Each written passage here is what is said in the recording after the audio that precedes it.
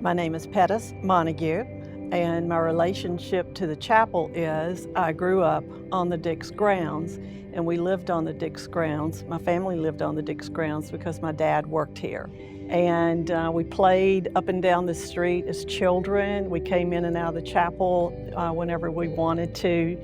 Actually, we used it to cool off at times when we were out on our skates. And so it was always a building that was accessible for everyone and for whatever we wanted to do, and no one ever chased us off or any of that stuff. And the chapel seemed very much a part of my life. Well, my name is John Ramsey, John E. Ramsey Jr. I'm the son of the architect of the original building, John Irwin Ramsey, who was from Salisbury, North Carolina.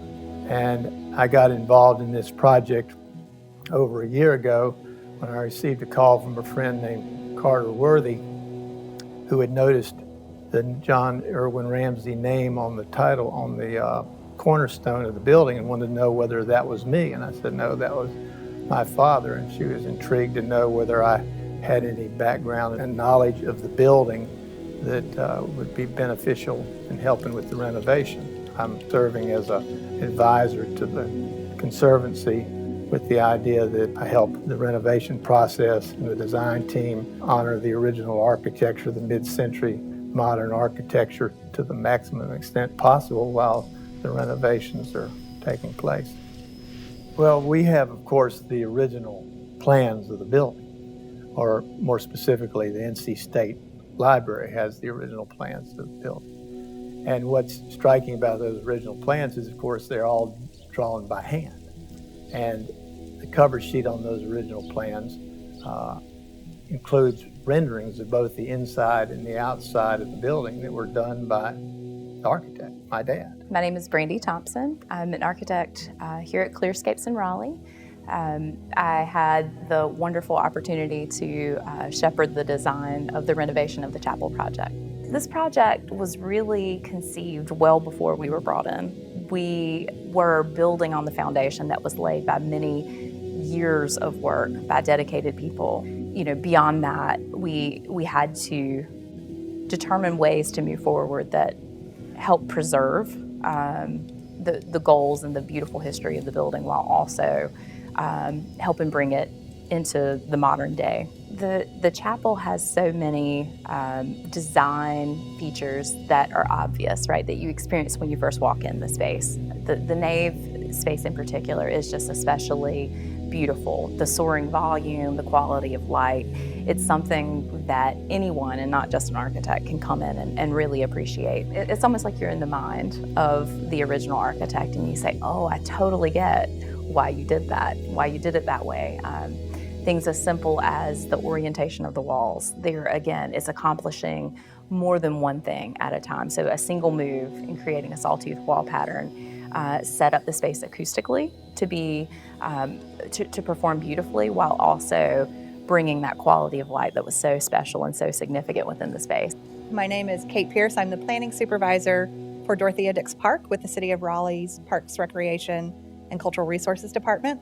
And in that role, I'm responsible for everything at the park. So the city bought the park in 2015, and we went through a very extensive master planning process. In that master plan, we identified a lot of future uses for the buildings here. And we recognized very early on that the chapel is this amazing sacred space and should be one of our first building projects to renovate and reuse at the park. So there was a group of people called the Dix Park Visionaries who worked for a number of years to basically get the state and the city together so that the city could purchase this property to create North Carolina's Central Park.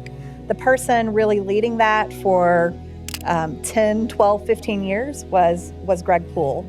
I first met him on my second day of work. He showed up to the city hall and asked me to jump in his truck and come out to the park. I did. And he just drove me around and told me stories of this place and how important it was to preserve this green space for future generations. If there were anything that I could wish, I wish that he could be here for opening day of the chapel. I think he would love it. This building not only has the opportunity to embrace our community, but it also is a manifestation of Mr. Poole's vision for this park, and I think that's a really beautiful thing. So one of the really amazing things about this is that I think this place and this chapel will adapt for a lot of different uses. It's almost like a chameleon of a building that if someone wants to have a family reunion or they want to have a concert, they can do all of those things and this space will accommodate it. And for a long time, this was the social heart of the campus. So patients and employees and others would have celebrations of life, would get married here, would have baptisms, would remember those who passed away. And I believe that there is this beautiful narrative about this being our first community space again, and the idea of people coming together in the park at the chapel to celebrate all that we have to offer as humans to each other and to our families and friends. For me, this building, this renovation project really sets the tone for how we're going to do the rest of the park. Do something beautiful, do something that respects the history and legacy, but is transformative for future generations to enjoy.